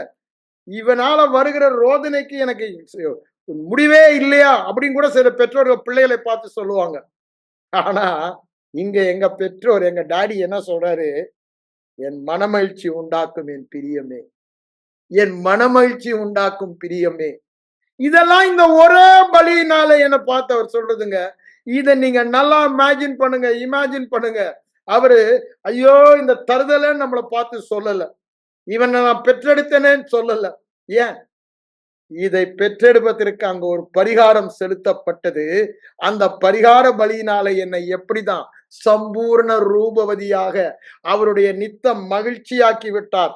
அதனாலதான் என்ன சொல்றாரு, எனக்கு மன மகிழ்ச்சியை உண்டாக்கும் என் பிரியமே, நீ எவ்வளவு ரூபவதி, எவ்வளவு இன்பம் உள்ளவள். நம்ம பார்த்து சொல்றாருங்க. கொஞ்சம் யோசித்து பாருங்க. அப்ப இந்த பலியுடைய மேன்மை புரியுதா? சாதாரண பலி அல்லங்க. எபிரேய ஆக்கியன் அதான் சொல்லுவாரு, விசேஷ பலி, விசேஷ வாக்கு தத்துவம், விசேஷ உடன்படிக்கை, விசேஷ பரிசுத்த பரிசுத்த பிரதான ஆசாரியர், விசேஷித்த வாழ்க்கை, விசேஷித்த நன்மை. அதுதான் அங்க சொல்கிறார். இங்க என்ன சொல்ற பாருங்க, நீ எவ்வளவு இன்பமானவள், எனக்கு மன மகிழ்ச்சியை உண்டாக்குகிறாய், நீ எவ்வளவு அழகுள்ளவள், கொஞ்சம் கூட உணல படுதே இல்ல, மாசே இல்ல, குற்றமே இல்ல, குறையே இல்ல, கரையே இல்ல, திரையே இல்ல. அத சொல்லிட்டுதான் எனக்கு இன்பமே நீதான்றார். கொஞ்சம் அதை இமேஜின் பண்ணுங்க. மற்ற நீங்க ஐம்புலன் உணர நாம் தரிசித்து நடப்பவர்கள் அல்ல, விசுவாசித்து நடப்பவர்கள். நான் ஒருவனையும் மாம்சத்தின்படி அறியேன், ஆண்டவர் ஆவியின்படி என்னை பார்த்துதான் இதெல்லாம் சொல்றாரு. அதுபடிதான் நானும் பார்ப்பேன் என்னையும் மற்றவர்கள். அதுதான் இங்க என்ன சொல்றாரு, 10ஆம் வசனம் பாருங்க. நேரம் இல்லை, நான் வேகமா போறேன், நீங்க ஃபுல்லா தனியா தியானிங்க. நான் என் நேசருடையவர், அவர் பிரியம் என் மேல் இருக்கும். I belong to God 100%. எங்க அன்பை பிரிக்கவே முடியாது. நான் அவர் மேல அவ்வளவு அன்பு, அவர் என் மேல அவ்வளவு. ஏங்க நான் அவர் மேல அவ்வளவு அன்பு வைக்கிறேன்? அவர் என் மேல அவ்வளவு அன்பு வைத்து விட்டார். அதனால என்கிட்ட இப்ப சகலவித கனிகளும் உண்டு, என் நேசர் அவைகளில கலிகூற வருவாருன்னு சொல்றார். இந்த சத்தியம் வெளிப்பாடாயிடுச்சுன்னா ஆவியின் கனிகள் கட்டாயமா வெளிப்படதான் ஆகும்.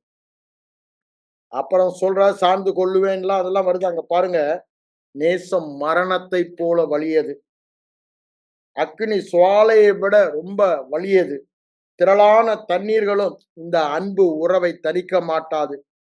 இதுக்கு என்ன கொடுத்தாலும் இதாகாதுன்னு வரிசையா சொல்லி கொண்டு போவதே நம்ம பார்க்கலாம். எதற்கு இதை நான் சொல்ல வருகிறேன்? இப்பொழுது தேவனுடைய பார்வை நம்மேல் எவ்வாறு இருக்கிறது, அவ்வாறாக நமது பார்வை மாற வேண்டும். அந்த பார்வையில அவரோடு உறவு கொள்ள வேண்டும். அதற்கு தாங்க இந்த மாற்றத்தை கொடுத்தாரு.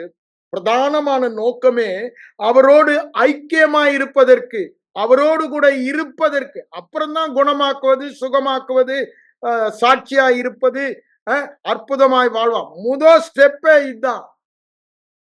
அவரோடு உறவு கொள்ள, ஐக்கியம் கொள்ள. அதுக்குதான் நம்மை முன்குறித்து முன்னறிந்து தம்முடைய குமாரனை, அப்படித்தானே, உலக தோற்றத்திற்கு முன்னே அடிக்கப்பட்ட ஆட்டுக்குட்டியாக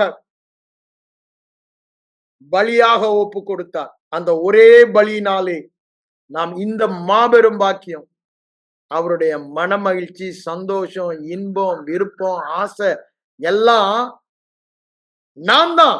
எப்படி நமக்கு அவர் அந்த ஒரு மணவாளன் மணவாட்டி உறவுக்குள்ள இந்த நேசத்தை பிரிக்கவே முடியாது. அந்த அளவுக்கு அவரோடு இணைந்து பிணைந்து ஒன்றாகி விட்டோம். ஆனா இதை அறியாதபடினாலதான் அவர்கிட்ட போறதே நம்ம யோசிக்கிறோம். எப்படி ஆதாம் ஏவாள் பயந்து ஓடினாங்க பாவம் விளைவினால. இப்ப பாவம் விளைவை அவர் எடுத்துக்கிட்டாருங்க. அவருடைய கீழ்ப்படுதின் விளைவை நமக்கு தந்துட்டாரு. அதனாலதான் இந்த இடத்துக்கு வந்திருக்கோம். ரூபவதி, பரிபூரண ரூபவதி, பழுதே இல்லை, என் பிரியம், என் மனமகிழ்ச்சி, என் இருதயத்தை நீ கவர்ந்து கொண்டாய். உன் வாயிலிருந்து வர வார்த்தை எனக்கு தேன்மார் இருக்கு. ஐயா, நான் அவரை பார்த்து சொல்லுகிற, நீங்க பெரியவர், நீங்க நல்லவர், நீங்க உண்மையுள்ளவர் சொல்லுகிற ஒவ்வொரு வார்த்தையும் அவருக்கு தேன் மாதிரி இருக்கும். அததான் அவர் நம்மிடத்தில் எதிர்பார்க்கிறாரு. எவ்வளவு என்னில் அன்பு கூர்ந்தீங்க, என்ன எப்படி வச்சிருக்கீங்க, ராஜ குமாரனா குமாரத்தியா வச்சிருக்கீங்களே, உமக்குரியதெல்லாம் எங்களுக்கு கொடுத்து என்ன சம்பூர்ணம். இதுதாங்க அவருக்கு பிரியம். இதுதான் அவர் கேட்கும் போது தேன் மாதிரி இருக்குன்றாரு. மதுரமா இருக்கான், அவருக்கு இன்பமா அவருக்கு இருக்கான். அப்போ அந்த வாழ்க்கை வாழதான் வேதத்தில் இவைகளெல்லாம் நமக்கு எழுத கொடுத்து ஆவியானவர் அவைகளை நமக்கு தியானம் பண்ணுங்க, தியானம் பண்ணுங்க. உன்னத பாட்டை எடுத்து தியானம் பண்ணுங்க. சிலுவையின் ஒரே பரிகாரத்தினால நம்ம ஆண்டவர் எந்த இடத்துல வச்சிருக்காருன்னு. வாழ்க்கை சாதாரணமா இருக்காது, அற்புதமாக அதிசயமாக இருக்கும். அவரே சமாதான காரணரானார். வேற காரணமே இல்ல. இந்த உன்னத பாட்டின் அனுபவம், சமாதான அனுபவம் காரணம் அவரே. அவரே என் ரூபமானார். அவரே பிதா என் மேல் வைக்கிற பிரியமானார். எல்லாம் அவரே. அவரே அந்த பரிகாரத்தை செலுத்தி அவரே எனக்கு எல்லாவும் ஆனார். பாருங்க, அவர்தான் பரிகாரம் செலுத்தினாரே, அவரே எல்லாம் ஆனார். அப்ப எனக்கு அங்க என்னங்க வேலை இருக்கு? இந்த வேதம் சொல்லுகிற ஆவியின் சத்தியங்களை, புது சிருஷ்டியின் ஸ்லாக்கியங்களை, புதிய உடன்படிக்கையின் பாக்கியங்களை நான் தியானித்து தியானித்து தியானித்து மறுரூபம் அடைவது மட்டும்தான் நம்முடைய வேலை. வேற வேலையே இல்லை. கண்களை மூடி ஜெபிப்போம். எங்கள் அன்பின் பரலோக பிதாவே, இந்த நல்ல மத்தியான வேலைக்காக உம்மை நன்றியோடு உம்மை ஸ்தோத்திரிக்கிறேன் ஆண்டவரே. இந்த வேளையிலும் கூட ஆண்டவரே, ஒரே பலியினாலே என்றென்றுமாய் எங்களை பூரணப்படுத்தினீர். எங்களுக்கு சமாதானத்தை உண்டு பண்ணும் தண்டனை உம்மேல் வந்தது. எங்கள் எல்லா தீமையையும் பாவத்தையும் அதன் விளைவுகளையும் நீர் ஏற்றுக்கொண்டு உம்முடைய எல்லா கீழ்ப்படுதலின் நன்மையான விளைவுகளை எல்லாம் எங்களுக்கு தந்தபடியினால பிதா எங்களை பார்க்கும் பொழுதெல்லாம் நீ ரூபவதி, உன்னில் பழுதே இல்லை, குற்றமே இல்லை, மாசே இல்லை, குறைவே இல்லை என்று பார்க்கிற ரூபவதியாக, அவருக்கு பிரியமானவராக, அவருடைய இருதயத்தை கவர்ந்து கொண்டவர்களாக நாங்கள் செய்கிற பேசுகிற காரியங்கள் அவருக்கு பிரியமாய் இருக்கத்தக்கதாக நீரே எங்களுக்கு எல்லாவுமானீர். அதற்காக உமக்கு நன்றி சொல்லுகிறோம். இவைகளையே பேசி தியானித்து அந்த சாயலில் மாற உதவி செய்யும். இயேசுவின் மூலம் ஜெபம் கேளும் எங்கள் நல்ல பிதாவே. ஆமென்.